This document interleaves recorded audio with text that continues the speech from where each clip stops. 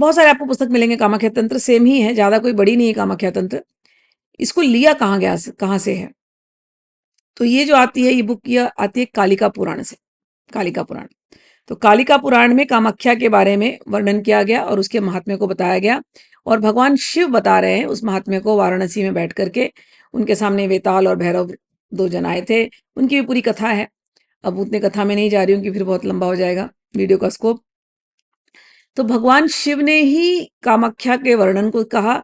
तो कामाख्या तंत्र में दो दो चीजें होती हैं। एक, कामाख्या स्थान जो है, कामरूप कामाख्या गुवाहाटी आसाम में, उसका महत्व, वहां के शिखरों का महत्व, साक्षात शिव का ही वो पूरा क्षेत्र है। शिव और माँ कामेश्वरी, कामेश्वर कामेश्वरी, इन दोनों का क्षेत्र है।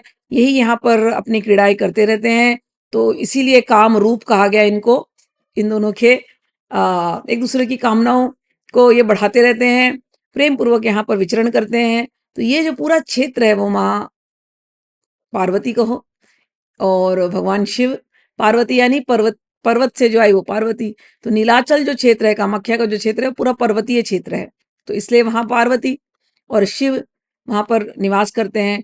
और किस रूप में निवास करते हैं? कामेश्वर कामेश्वरी रूप में निवास करते हैं।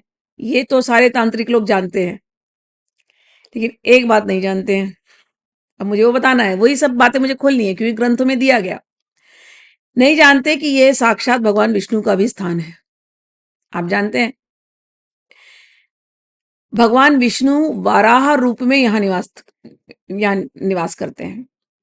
तो तंत्र में एक देवी है वाराही देवी, जो कि ललिता त्रिपुर सुंदरी के साथ रहती हैं। उनका एक नाम है दंडनाथा। दंडनाथा वाराही शक्ति हैं। वाराही शक्ति क्या है, इसके ऊपर भी मैंने बहुत पहले वीडियो बनाई थी, ताकि लोगों को समझ में आए वाराह शक्ति क्या है।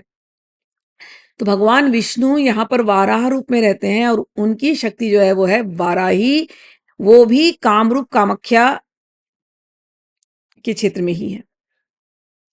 एक और बात है, भगवान कृष्ण का ये क्षेत्र है। नरकासुर को भगवान ने यहीं पर मारा था, और तो वो भी यहाँ पर कथा आती है। और एक बात, इसका इतना महत्व क्यों है इस क्षेत्र का? क्योंकि पुराणों में इसके बारे में वर्णन किया गया है। पौराणिक काल से इस क्षेत्र में बहुत सारे लीलाएं हुई हैं।